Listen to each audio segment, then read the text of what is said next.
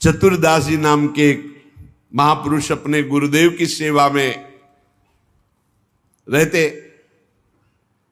बड़े भाग्यशाली होते हैं जो गुरु की सेवा प्राप्त हो जाती है, बड़े भाग्यशाली होते हैं। रसिक गुरुदेव की सेवा, जैसे महापुरुषों की सेवा में जो रहते हैं उनको हम महापुरुष के समान ही मानते हैं। गुरुदेव के चरणों में बाद में प्रणाम करेंगे, मानसिक पहले गुरु चरणों की सेवा में रत रहने वालों को प्रणाम करते हैं। और जब नजदीक वो किसी सेवा निमित्त नजदीक आते हैं तो उनके भर नेत्र चरण देखते हैं और उनके चरणों में बार बार प्रणाम करते हैं। क्यों?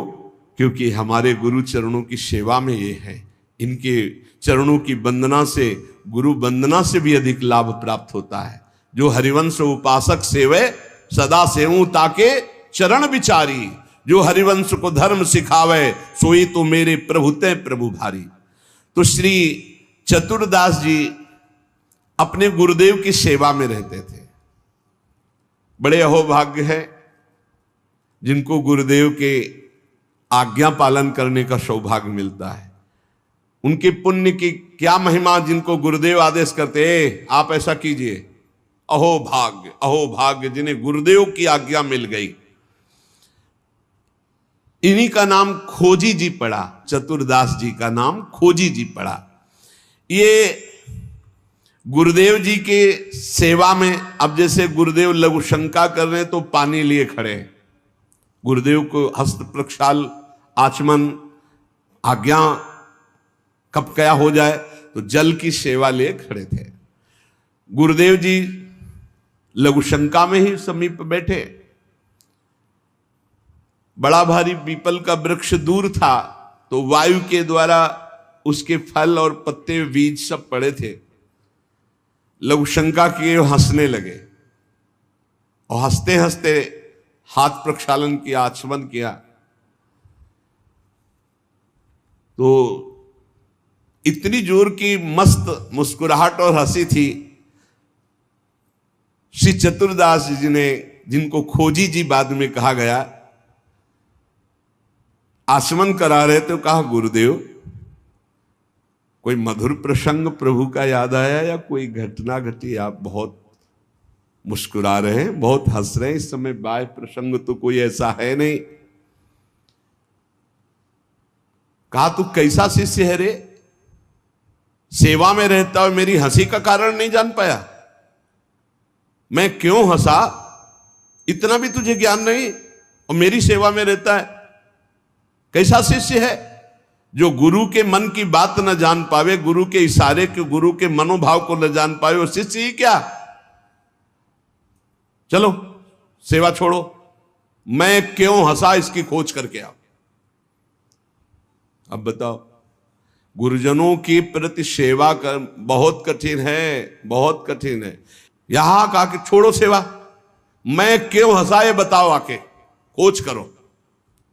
अब गुरु आज्ञा, तुम्हारी बुद्धि अब सेवा के अधिकारी नहीं यदि तुम ये नहीं जान सकते मैं क्यों हंसा। हंसे गुरु जी और फंसे चेला जी।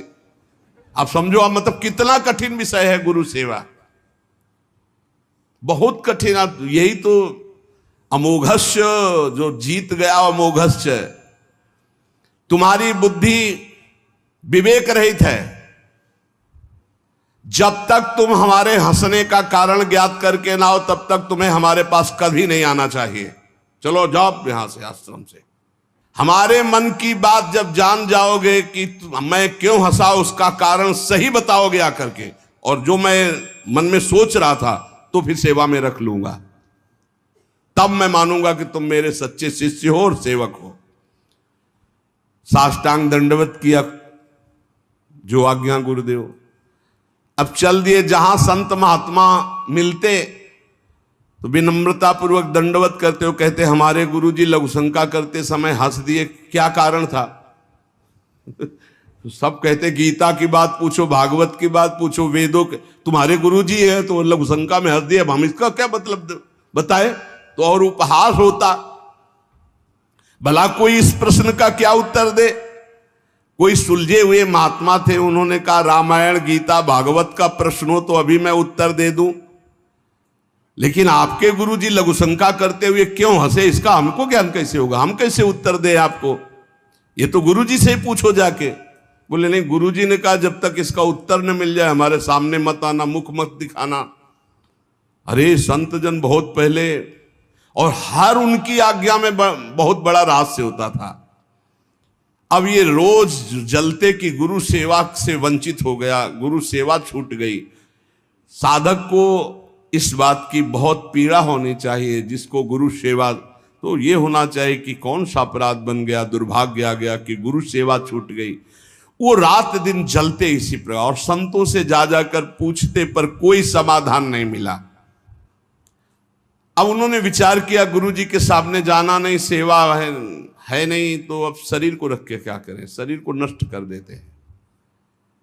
शरीर का परित्याग कर देने की ठानी। ये देखो, ये है गुरु भक्त का लक्षण कि अब शरीर रख के क्या करें, गुरुजी ने सेवा से निकाल दिया, उत्तर मिल नहीं पा रहा, तो शरीर किस काम का।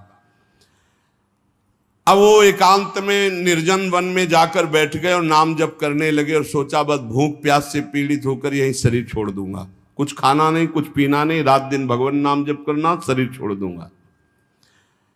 गुरु की आज्ञा पे थे, जिज्ञासा प्रबल थी, सेवा छूट गई थी, पीड़ा बहुत थी। अभी कुछ ही दिन हुए थे, न अन्न न जल, रात दिन नाम जप और शरीर छोड़ने का संकल्प। महामहिम श्री कबीरदास जी प्रकट हुए, ए भाई आंख खोलो। आंख खोला तो देखा कबीरदास जी, साष्टांग दंडवत किया। हाँ, क्या प्रश्न है तुम्हारा, क्यों इतना कष्ट सह रहे हो। इसका मतलब समझ रहे हो, जब कोई सच्ची भावना से भगवान का भजन करता है तो भगवान अपने दिव्य पार्षदों को भेज देते हैं समस्या का समाधान।